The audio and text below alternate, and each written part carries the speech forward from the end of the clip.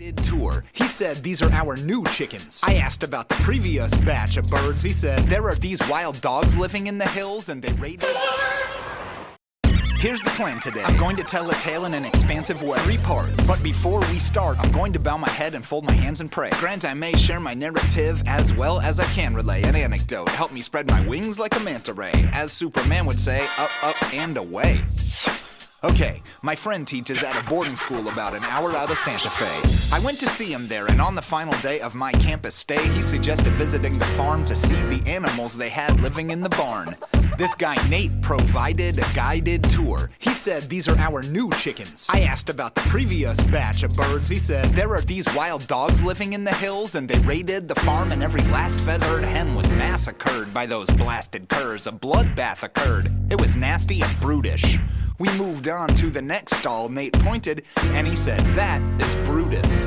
I looked. There was a duck. He was sitting on the floor, dirt-packed and dusty. Nate said, he's the only survivor of the dog attack. Yup, miraculously, not a single hair on him was harmed. That's not the miracle. Ducks don't have hair. But what this duck did have was balls, a gigantic ironclad pair.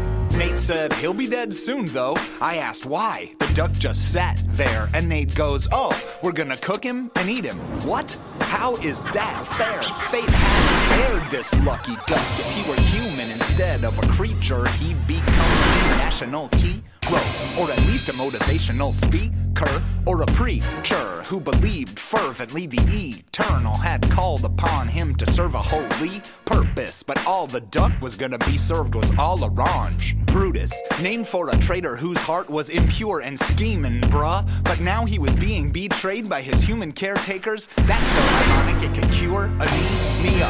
I felt like screaming, ugh, but then I had a thought. Kerpow, a light bulb flash, an idea.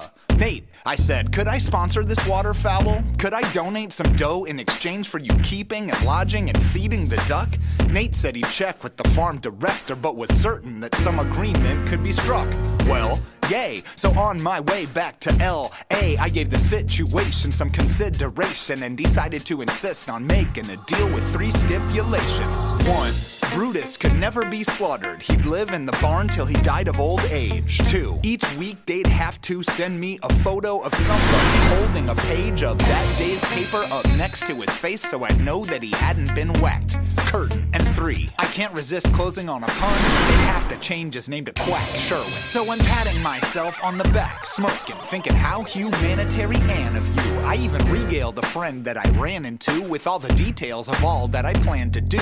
But he emailed me the next day and he wrote, quote, I think that duck having to live until the end of its natural life with no other ducks around is going to be rough. So I googled it and sure enough, ducks get dejected unless there's a friend. Next step was to send a request to protect and defend him from harm to the farm director, Ben. I wrote, I hope I'm not too late, but I want to save that duck at the farm from becoming a meal. Ideally, I'd arrange to take it somewhere where it can live around water and other ducks. He replied, hi Zach, thanks for your note. I have called all of the farm sanctuaries in our area. None of them will take a male duck because they are so aggressive. The reason he was confined in the first place was because he was beating up our chickens. You are welcome to see if you can find someone willing to come and get him. We have fed him a long time and he's had a decent life with us until recently. We plan to slaughter him soon and eat him unless other arrangements can be made shortly. Thanks, B. I had to move quick, be a swift arranger. Brutus was in the grip of danger. And don't be miffed or angered or flip the finger, but I'm stopping here on the cliffhanger. To be continued.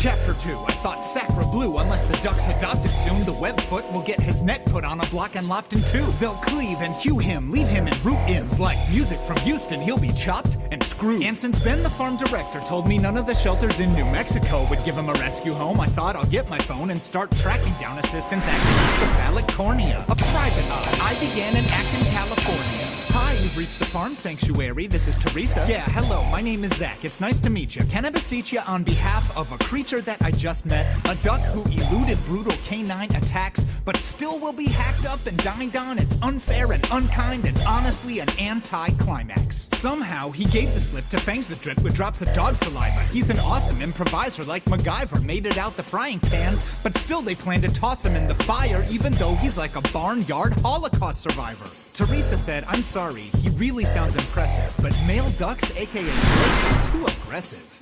Yeah, they can be very, very aggressive. And we have chickens we wouldn't want them to mess with. We got peas to eat. We don't need your duck and our hens going big to big. Yeah, I bet that you could find some other rescue that would help you, but New Mexico isn't known for having too many shelters, no. So when we hang up the phone, I am gonna send over a list of sanctuaries out in Arizona. These places might be willing to adopt him. He's special, gotta get the point across to him. Please take my suggestion when you talk to him. Say that thing about the Holocaust to him. I'm serious. Tell everybody else you talk to he's like a Holocaust survivor. It's gonna seal the deal. Wait, I can't tell if you're joking right now. I'm 100% serious.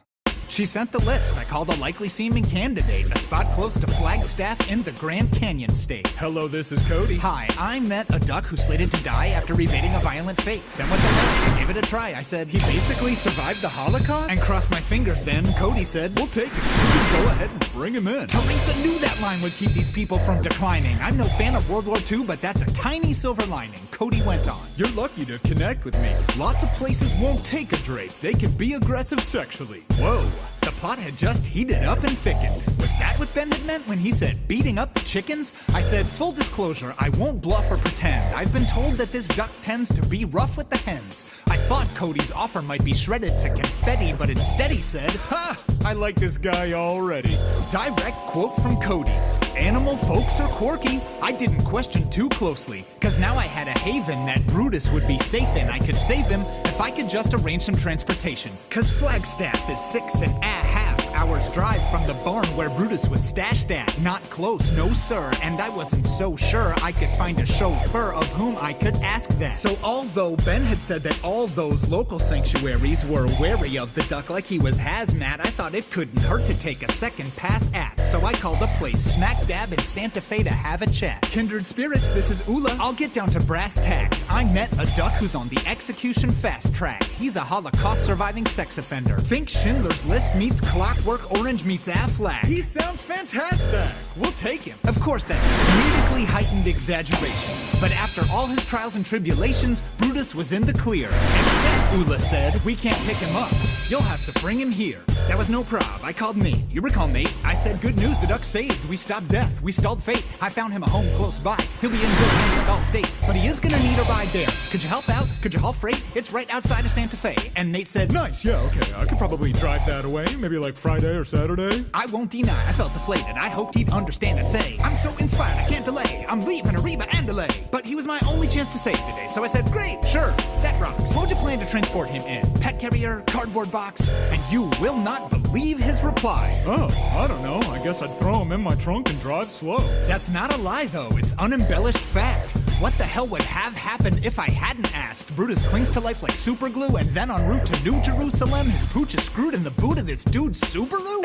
I said, gosh, Nate, that kinda sounds not great. Maybe ask around and see if someone has a dog crate, and please keep me posted. For sure, he assured me, but I heard nothing Wednesday, and not a word Thursday. I could feel the momentum melt, slip and drop, tick-tock, close to 12 on the apocalypse clock. Gloom bloomed darkly, doom loomed starkly. To be concluded, stay tuned for part 3.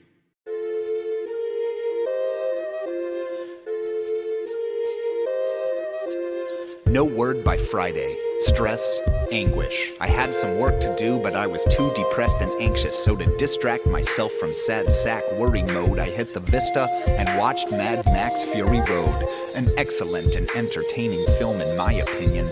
All about life and freedom and women winning out over death and oppression and men. It ended, I turned my phone on, an email from Ben. My heart beat at an increased speed. It was addressed to Ula, but I had been CC'd. Hi there, Zach Sherwin told me that you guys are willing to take our male duck Brutus. My wife would like to bring Brutus to the sanctuary on Saturday. Can you provide me with directions and instructions?